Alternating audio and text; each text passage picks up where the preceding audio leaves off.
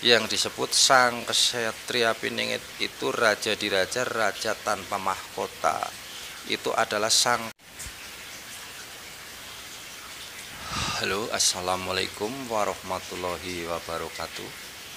Selamat berjumpa kembali saudara-saudaraku semua, yang khususnya di Barling Mas Caket maupun yang dimana saja berada. Semoga selalu dalam keadaan sehat walafiat, tak kurang suatu apapun.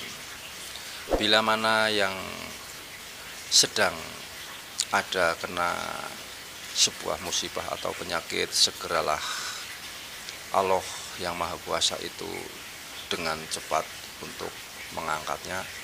Amin amin ya robbal alamin. Dalam kali ini kami akan membuat sebuah cerita masih seputar pengalaman, tentang pengalaman yang ada di dalam diri saya untuk mengenang kakek saya yang telah pulang ke hadapan Allah Subhanahu wa Ta'ala ketika beliau masih hidup, karena saya dapat didikan dari beliau yang begitu dalam menurut dalam pengetahuan saya, karena beliau itu mengajari saya itu seperti ini dalam ceritanya. Oh ya, sebelumnya saya kenalkan kakek saya itu yang namanya kakek Nurya Dirana Nas. Mungkin orang di sekitar sini akan tahu siapa beliau kalau kebetulan menyimak dalam video saya ini. Dalam cerita tersebut beliau mengajari saya itu seperti ini, untuk belajar tentang rahasia kehidupan di atas muka bumi. Hei putu, itu kalau bahasa Jawa. Kalau bahasa nasionalnya itu hei cucuku, jika kelak di kemudian hari kamu dipanjangkan umurnya, dimanapun engkau hidup, dimanapun kamu itu berpijak, kamu itu selalu harus memberikan suatu kehormatan kepada siapapun yang engkau temui, walaupun siapa dirimu itu bukan siapa-siapa. Yang pertama, kamu bila mana bertemu dengan seseorang, entah itu dari orang yang di bawahnya maupun yang di atasnya, selalu kamu itu diawali dengan menampakkan bahwa dirimu itu adalah orang yang bodoh. Kenapa kakek itu mempelajari seperti itu? Bila kamu itu menunjukkan bahwa kamu itu orang bodoh, setelah kamu berbincang lama, kamu itu akan mendapatkan suatu pengetahuan dari lawan bicaranya. Itu adalah sebuah ilmu. Itu pesan dari kakek saya terdahulu. Jadi sampai hari ini itu tetap saya pegang amanah itu untuk bekal hidup di dalam diri saya. Bila kamu itu akan menimba ilmu, timbalah ilmu itu sedalam-dalamnya, sebagaimana kamu hidup di atas muka bumi ini, di kelak di kemudian hari kamu itu akan pulang menghadap kepada Yang Maha Kuasa. Di samping itu, kakek berpesan bahwa carilah harta secukupnya di dalam kehidupan untuk kebutuhanmu, seperti halnya kamu itu tidak akan pernah pulang ke hadapan Yang Maha Kuasa. Jadi dalam hidup kamu itu ambillah kehidupan di garis tengah. Dalam kehidupanmu itu harus mampu menghargai satu sama lain. Tapi pesan kakek itu satu, kamu hidup janganlah kamu itu jadi seorang guru atau jadi seorang suhu, bahkan kamu jangan jadi seorang dukun. Akan tetapi kakek berpesan, bila mana kamu itu sedang berjalan kemanapun arahmu, bila mana kamu itu bertemu dengan orang yang jatuh di tengah jalan, harus kamu tolong, berilah tongkat orang itu agar bisa jalan kembali. Tapi hal itu jangan dijadikan untuk suatu tujuan, tapi dengan kebetulan saja bila mana kamu itu sedang lewat. Karena dalam kehidupan manusia di atas muka bumi ini, itu yang ada hanya tolong menolong satu di antara sama yang lain. Perlu dalam kehidupanmu kamu itu harus menghargai kepada siapapun, harus menjunjung tinggi kepada siapapun dalam kehidupan ini, karena yang ada dalam kehidupan di atas muka bumi ini untuk mencapai kebahagiaan kepada siapapun, untuk mencapai kedamaian itu adalah dikedepankan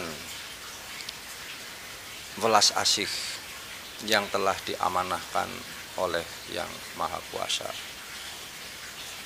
Itu dalam bimbingan dari kakek saya itu sehingga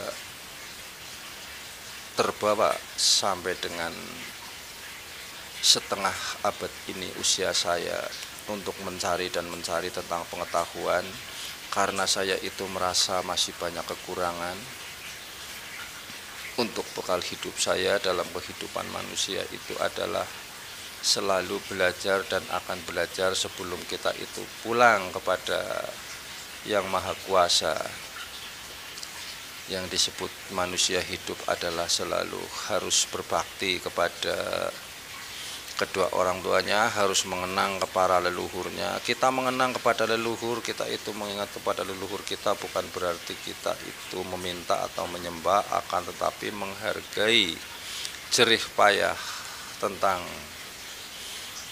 perjuangan-perjuangan dari para leluhur terdahulu.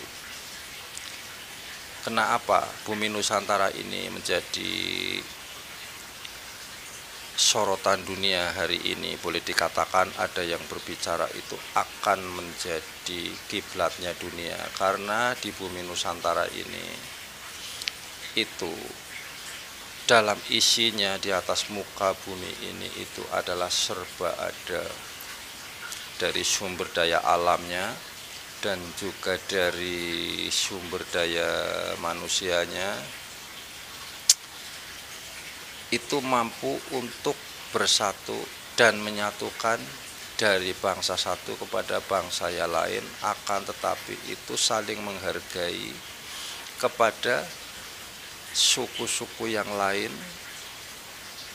Itulah yang disebut Nusantara.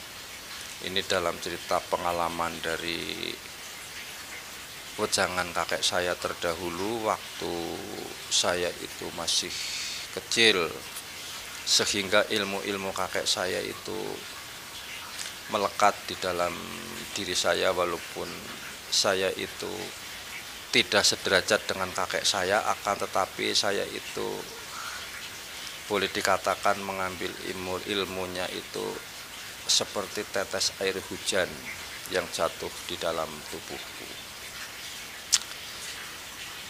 Akan tetapi kakek saya itu selalu itu memberikan suatu wejangan kepada saya itu, yaitu supaya saya itu jangan jadi guru atau jadi suhu, jadilah manusia biasa. Netizen kemarin ada yang bilang karena saya itu selalu itu berbicara tentang dalam kehidupan, ada yang bicara katanya saya itu akan membuka sebuah dukun anyaran. Insya Allah saya tidak akan seperti itu, karena jadi seorang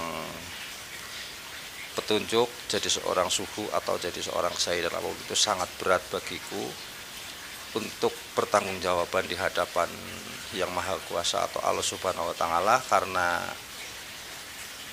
dengan kesukaan saya itu hanya menceritakan barangkali bermanfaat untuk kita semua. Bila tidak bermanfaat juga diabaikan saja, tapi saya tidak punya tujuan untuk menjadi seorang guru atau seorang dukun, bukan. Dalam cerita ini, karena saya itu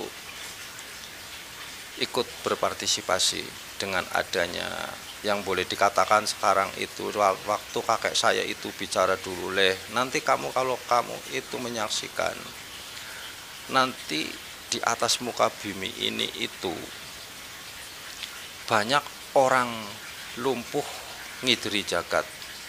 Yang disebut orang lumpuh ngideri jagat itu orang tidak kemana-mana, itu tahu akan keadaan di mana-mana. Ya sekarang inilah saatnya, waktunya kita akan melihat luar negeri, tinggal kita itu pencet HP atau TV, kita akan lihat bencana di mana. Tidak usah kita itu lari jedet, kita itu tahu bahwa di sana itu ada bencana. Itu yang disebut orang lumpuh ngideri jagat. Inilah dunia sekarang ini.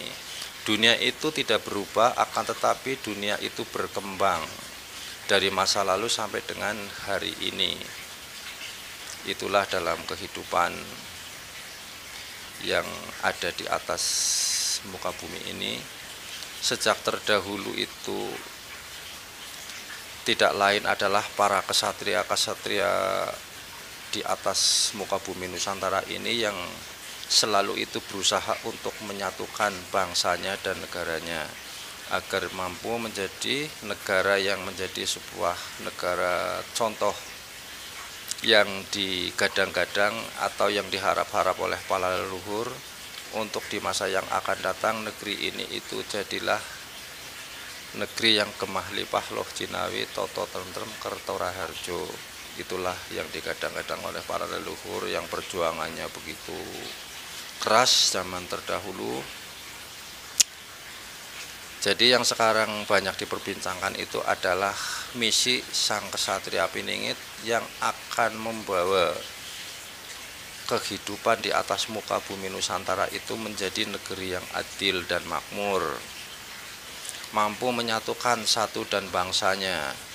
Sudah kelihatan mulai hari ini untuk di masa yang akan datang, walaupun kita itu saling berselisih pendapat, akan tetapi kita itu perlu berpikir yang dalam bahwa pembuktian yang nyata yang akan membawa perubahan zaman akan jauh lebih baik. Itu yang disebut para kinerja atau para pemimpin yang didampingi oleh sang kesatria Piningit. Yang disebut sang kesatria Piningit itu raja diraja, raja tanpa mahkota. Itu adalah sang pamomong, pemimpin nomor satu di atas muka bumi ini, yang tidak diketahui oleh orang lain. Yang mengetahui itu hanyalah yang diemong. Sang pemimpin nomor satu itu yang mengetahui bahwa sang kesatria Piningit itu ada di sisinya.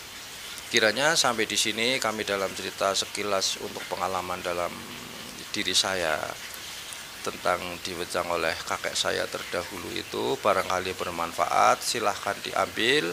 Tapi barangkali kalau tidak bermanfaat diabaikan saja, ambillah segi positifnya, buang sisi negatifnya.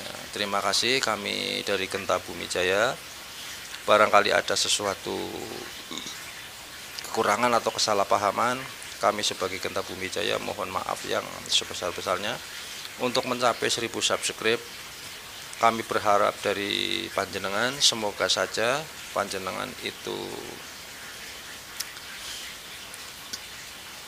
kerso untuk menyimak dalam video ini, memberikan suatu dukungan kepada channel kami.